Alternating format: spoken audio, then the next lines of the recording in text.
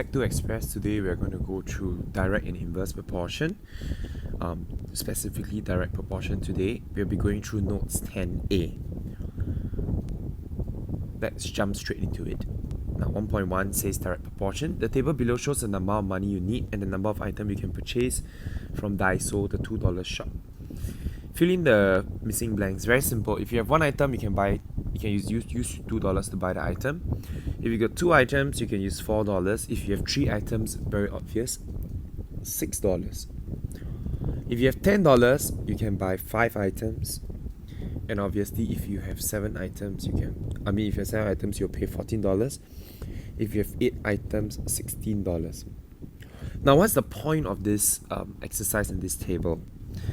The point of this table is to tell you that if you have more items, the amount of money you need is more. So if this increases, if number of items increases, amount of money also increases. That is the meaning of direct proportion. Alright? So same for this.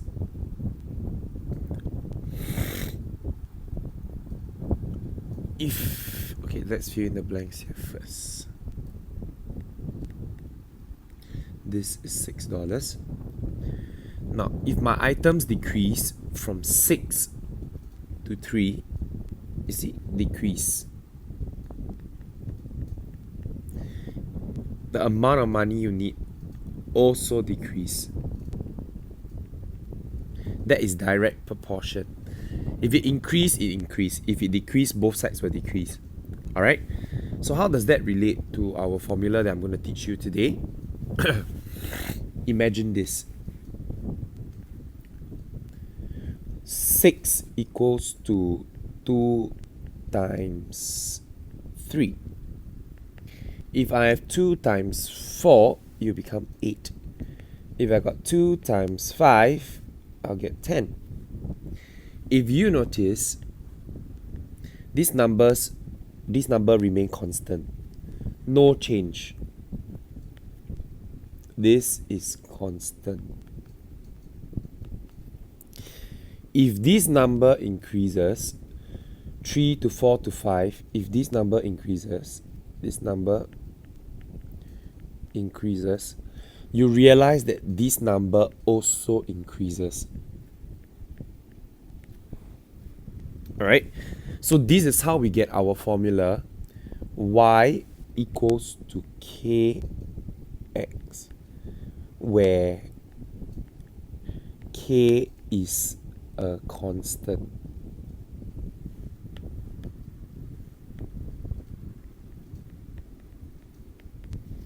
Because when x increases, y will increase.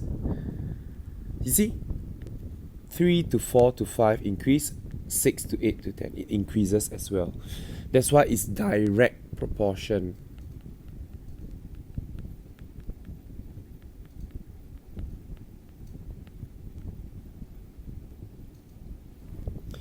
Okay, so the formula is y equals to kx, where k is the constant. This is the formula for direct proportion. Now, let's try to do some questions. Example number 1. It says B is directly proportional to A. B is directly proportional to A. So from here, immediately, we need to write down our equation. B equals to K times A, where K is a constant. Constant means doesn't change. Only the A and the B will change. They tell you A is 5, B is 12. Let's put that in. B is 12. K, I'm going to leave it alone. And A is 5. Bring the 5 over, so it's 12 divided by 5. That is K. Leave it in mixed number. K equals to 2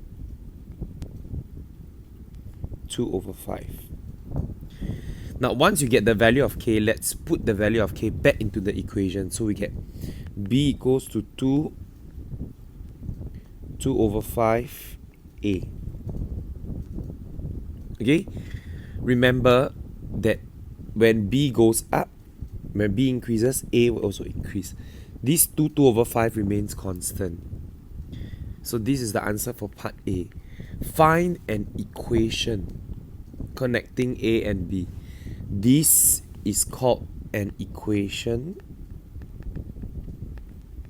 connecting A and B. Alright, let's do part 2. Hence, find the value of B when A equals to 10. Very simple. 2 over 5, all you just need to do is multiply by 10. Substitute the 10 into the equation. Take the 10, substitute into the equation, and there you go, you get the value of B. So B equals to 24. And you're done with example 1. Let's take a look at example 2. Same question. The moment you see y is directly proportional to x, write down your equation. Y equals to kx. Y is 12, x is 4. Y is 12, x is 4. Divide, you get k equals to 3. Put it back, y equals to 3x. That is your equation connecting y and x. Let's do B. The value of y when x equals to 8. Take this and substitute inside. And then you get y equals to 3 times 8. Y equals to 24. Let's do part C. Find the value of x when y equals to 21. Substitute the y into the equation. So y equals to 3x, put 21 in. X equals to 7. Alright, let's do example 3. Example 3 is a little bit different because it says y is directly proportional to x squared. So your formula is a little bit different now. So formula will be y equals to kx squared, where k is a constant. Okay, now substitute. Y equals to 6, put inside. X equals to 2, put inside. Then you have 6 equals to k2 square. 6 equals to 4k. K equals to 6 over 4, which is 3 over 2. K is essentially 1.5. Okay, always put back the k into the equation. So y equals to 1.5 x squared. Find the value of x when y equals to 4. Once you get the equation, substitute the y equals to 4 into this equation here, y. So I put 4 equals to 1.5 x squared. So you know x squared equals to 4 divided by 4 over 1.5. 4 over 1.5. Let's use our calculator.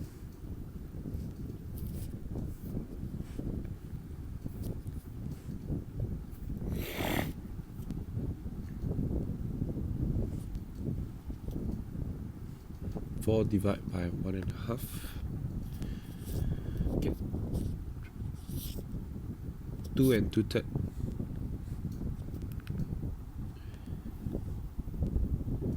You get x squared is 2 and 2/3. Now from here, just square root the 2 and 2/3.